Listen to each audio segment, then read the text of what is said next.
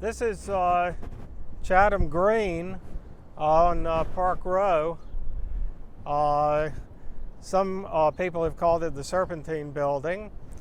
And the reason why we're here is because in 1978, for a couple of months in the summer, July and August, CC Hennix subrented an apartment here. And so some of our activities moved over here, or it was sort of also a little headquarters, I suppose. That summer, as I mentioned in another take, we were recording in rehearsal studios in that period, especially the sessions in the West Village. Over here there was a piano in the apartment, and Krister began playing the piano. And one of the things that happened was that Krister was using this rolling style. I mean, the special Krister style melisma, you might call it. And so I gave Krister a scale, which I guess was it was adapted from Todi Tot or from Pilong Tot. And so Krister recorded, the Krister style with that scale, and that recording was actually played on WKCR at a later time. The other main thing that we did is that I called for some little seminars, I guess you could say, on the crisis in physics. And that occupied me very much in 1978. And there was a real crisis in physics at that time, even if it was only a public relations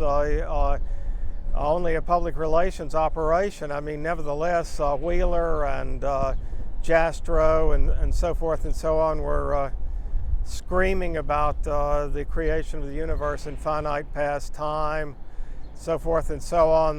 This was also the era of no-go theorems in, I guess I don't even remember what it's called now, supersymmetry or whatever. And so I felt that as a part of my program that I should knife in at that point and cut physics to pieces.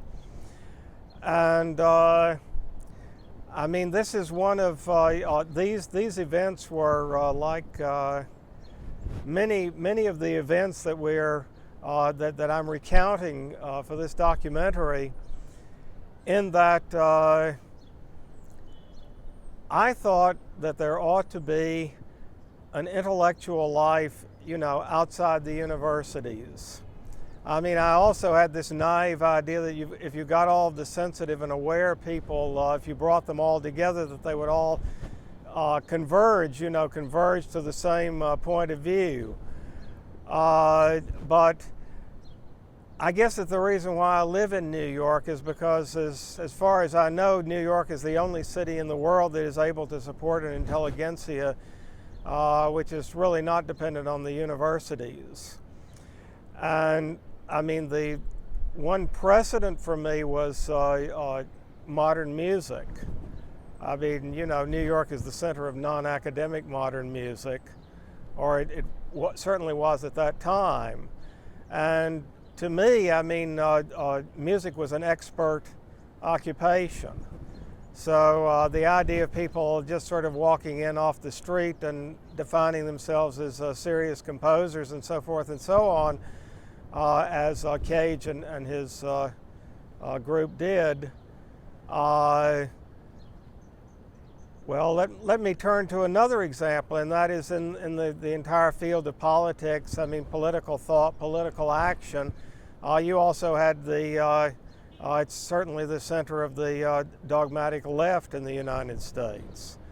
And there again, you had an activity which to some extent was scholarly. which was being conducted outside of the universities. And in both cases, the reason was the same. It was because it was oppositional.